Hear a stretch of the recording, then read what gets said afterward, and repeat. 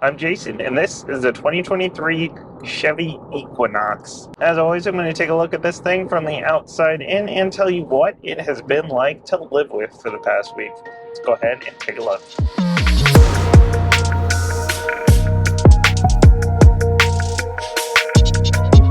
Alright, inside here, automakers take note if you want to make an affordable interior. You don't have to put gloss black everywhere. You don't have to put screens everywhere. You can do it this way. Chevy has nailed this interior. We have shiny plastic, shiny black plastic, but it is not gloss black. It is not piano black, and it does not have the same issues that piano black has, where they're just fingerprints everywhere and dust everywhere, and it looks terrible.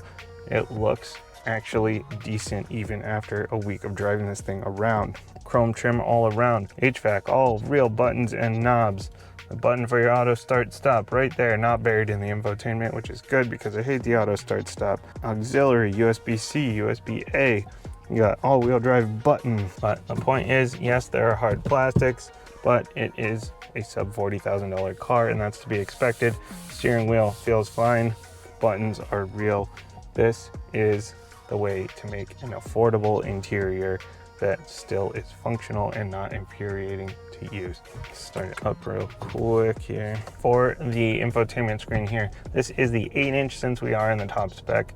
Otherwise it'd be a 7-inch. I do still think it's a little weird that they tilt the screen so far back on a lot of GM cars. It's like flat, but like flat straight to the back, but it's like it's not tilted toward me and up, and it's not quite at the right angle, maybe because I'm too short, but that's something they do in a lot of GM cars, and it's a little bit strange, but I wish it was tilted toward me or tilted flat or something, but not a huge deal. Works quickly, works smoothly. Android Auto is wireless. Apple CarPlay is wireless. Charging is wireless because that is optioned on this car. No issues with any of those. It's just a little bit strange that the phone sticks out so much. It's like this was made for phones from 10 years ago before they got giant. But I have a Galaxy S21 and it's sticking out pretty far there. And then on the steering wheel, you've got the heated steering wheel. We've got the buttons. I wish these were separate buttons, but at least they are physical push buttons.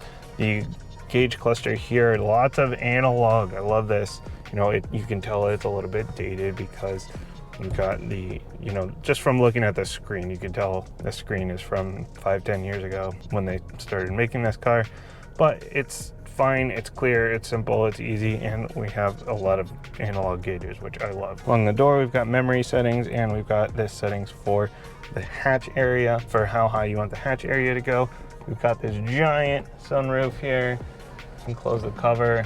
Push of a button, you can open up the sunroof with a push of a button. You do have to hold those, interestingly. I wish it would, oh, no you don't. Guess I'll eat my own words. We got the home link up here for your garage door opener, sunglasses. Mirror is nice and big, perfectly see out the back. Back seats here, we're looking at just under 40 inches of legroom space. 4 days, the kids have no issues back there. My 3-year-old and my 5-year-old in forward-facing seats got plenty of space. If I was back there, I would have plenty of space as well. I'm only 5'7". Even for those taller adult passengers back there, you're gonna be fine. They've got their cup holders, they've got their USB ports, they've got their own vents back there. Good place to be, and they've got their own half of the sunroof, and they've got heating. Would not mind being back there at all. These are the maple syrup seats, by the way. You can get these in black or maple syrup, in case you eat French toast sticks in your car a lot and you don't want the maple syrup to show up on your seats, and this is the color to get. I'm not a big fan of these like tan beige interiors, but at least they didn't go overboard on it. They left a lot of black to sort of contrast it, but I would probably go with the full black if it were me personally. That's just me. These seats are power adjustable in any way you could want, with lumbar, up and down, forward, back, anything you need. In this one, we have the optional power adjustable seats for the passenger as well. And actually, these will massage you if you, drive over the line, or if you're about to back into something, then the seats will buzz at you. So if you want a little bit of a seat massage, then just drive like an idiot. Please don't really drive like an idiot. They're not really massage seats, in case you didn't catch that. That's just the warning system if you're about to back into something or if you're driving over to your lane. All right, let's go for a drive. All right, so I've been driving this thing around for about a week now, and it's kind of a mixed bag. You know, it's got some good and bad. The bad is mostly nitpicky, I guess, but general consensus here is that it's fine to drive around. But we'll get into that. So first off, we've got a 1.5 liter turbo. That is the only engine option in this one.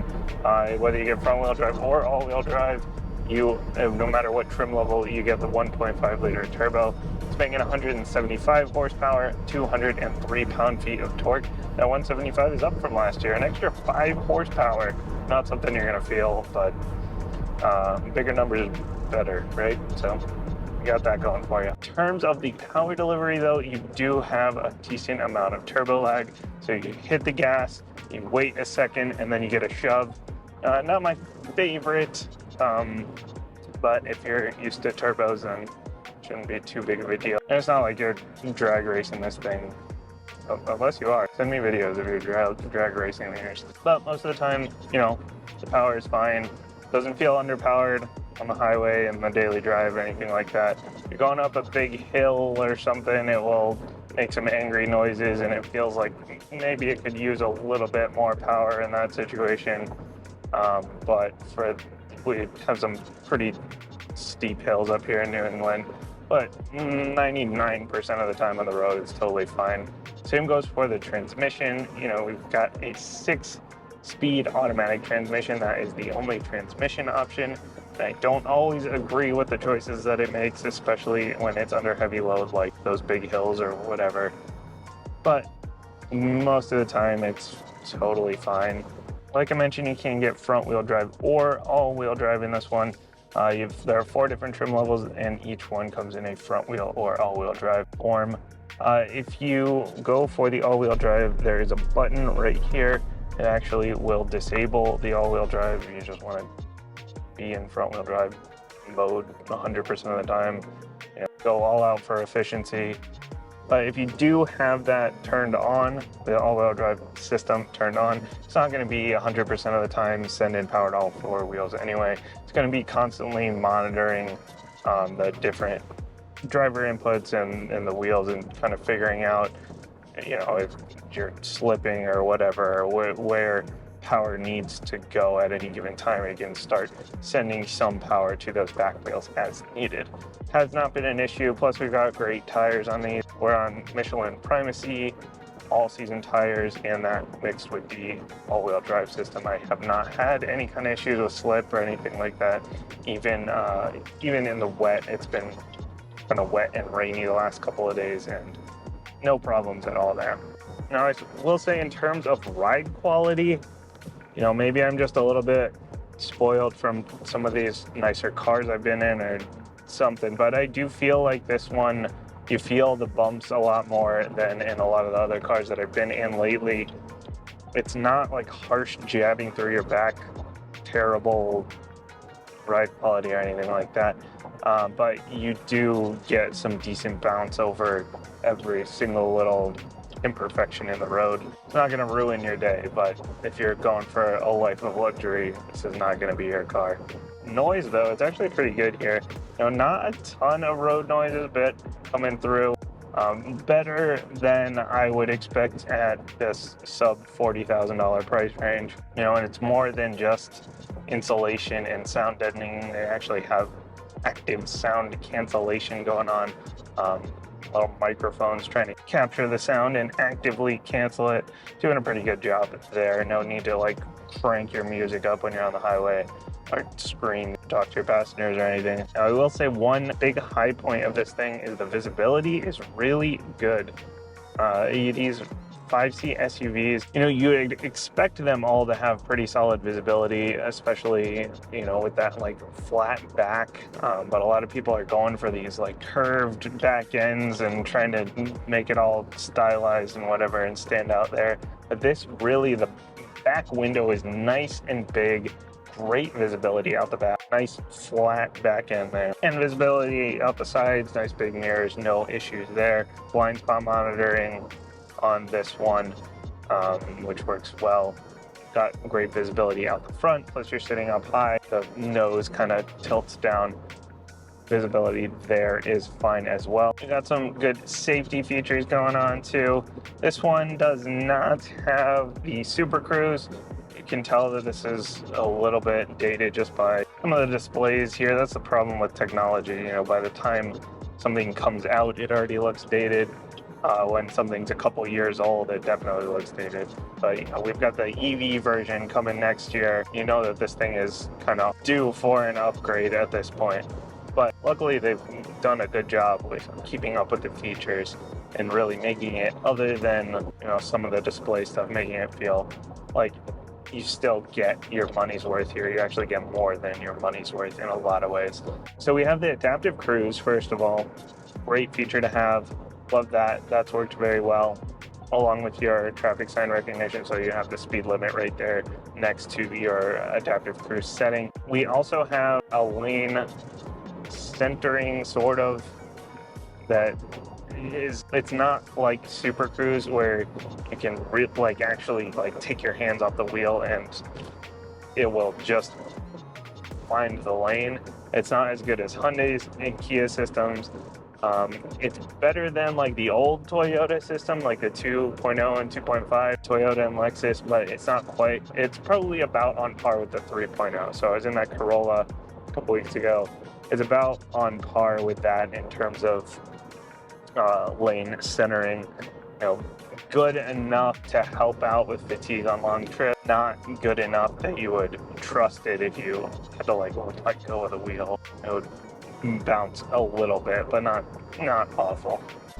We do have the parking cameras. We got the parking sensors as well as the 360-degree parking view, the HD surround view thing. I love having that. It's great if you've got a cluttered garage or if you're parking in tight spaces or whatever. Always nice to see that. And new for 2023, we've got the e-Boost Brake Assist. So it's an electronically boosted brake assist. So, the brakes actually are pretty good in this. I didn't love them in the Bolt EUV, but in here they've been fine. I've had no issues with them. I do think they would get you stopped in time in an emergency, but this year for 2023, they actually added an extra layer with this electronically boosted brake assist that'll get you stopped even quicker in an emergency situation, and that paired with the automated pre-collision brake system.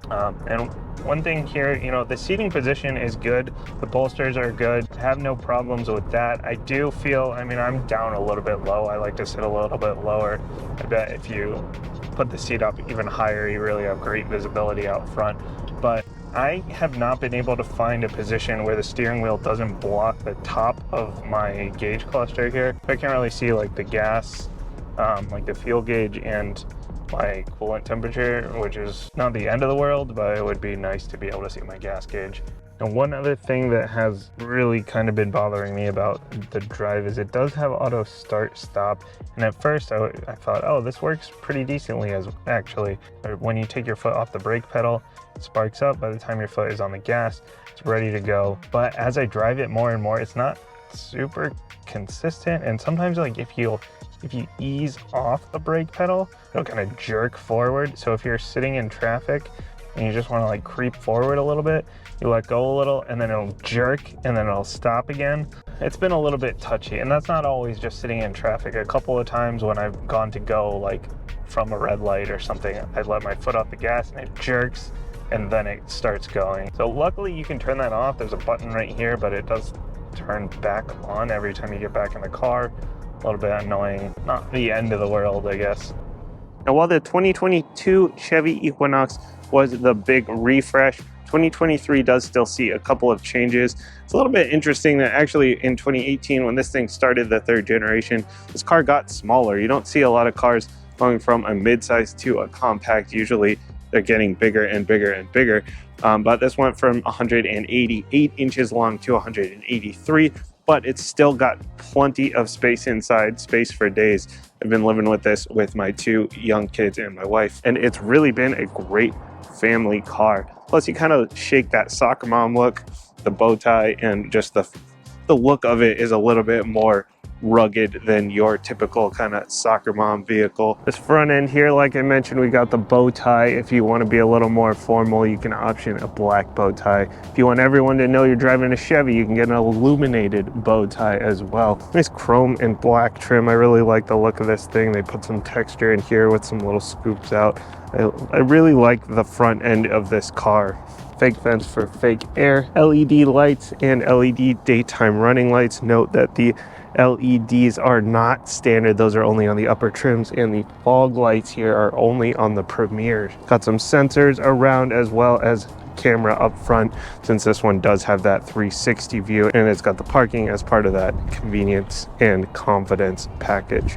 Now, this thing is offered in 4 different trim levels. You've got your LS, your LT, your RS, and your Premier. This one is the Premier, the top spec, and each of those comes in a front-wheel drive or an all-wheel drive version. It's always funny how they name these things. You've got Luxury Sport, Luxury Tour, Rally Sport, and Premier. So if you're rally crossing yours, I'd love to see those videos, but that one's going to be a little bit more of sort of an athletic and sporty look with black trim and stuff, bigger wheels. This one is sitting on 18-inch wheels.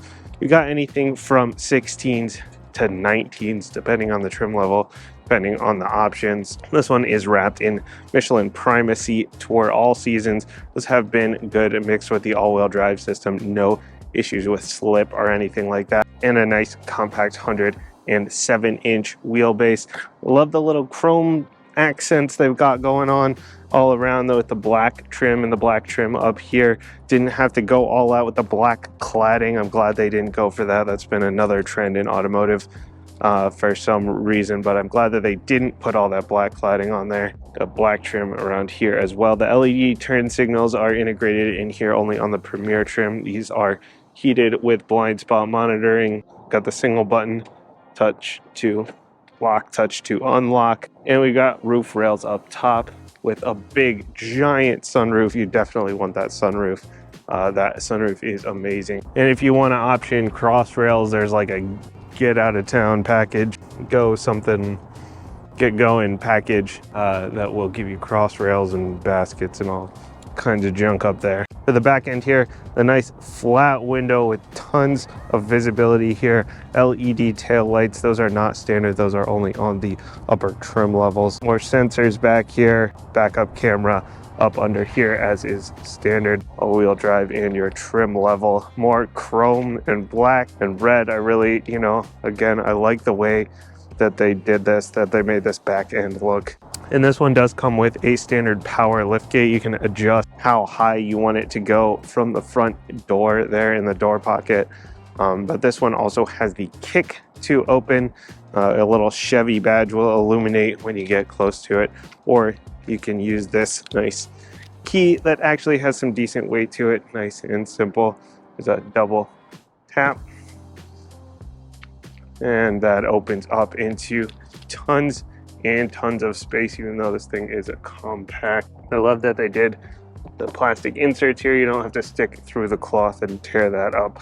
Extra space down under here, and then underneath that you have your spare. And you got the push to close.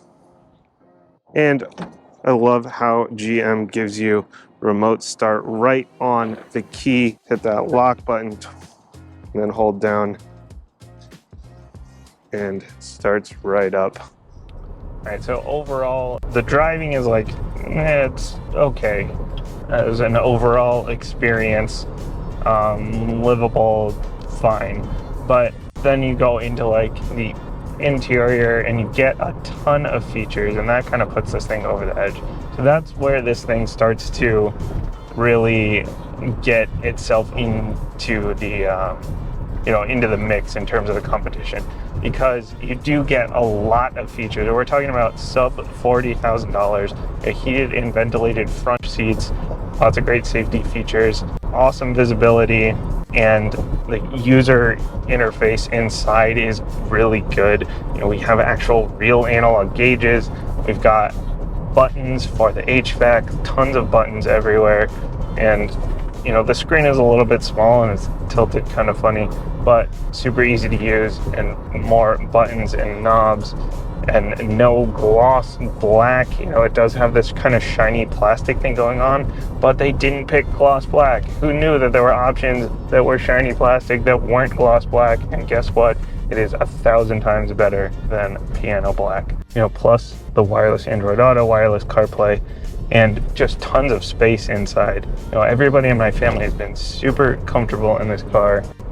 So as an overall experience, very solid car. One to, you know, if you just need to like haul people, haul stuff, daily driver, solid car, one to look at for, you know, sub $40,000 even here in the top spec with like 3 or 4 packages on top of it. That's all I got for today. Thanks for watching. Don't forget to hit like, subscribe, all the YouTuber things that I have to say that I hate to say, because they really do actually help me get into more cars. The more people see this video or any of my other videos, the better chance I have at getting into the next car to bring you more cars. Hit like, hit share, tell your friends, subscribe if you want to see what I'm driving next time, or the time after that, or the time after that, or whenever.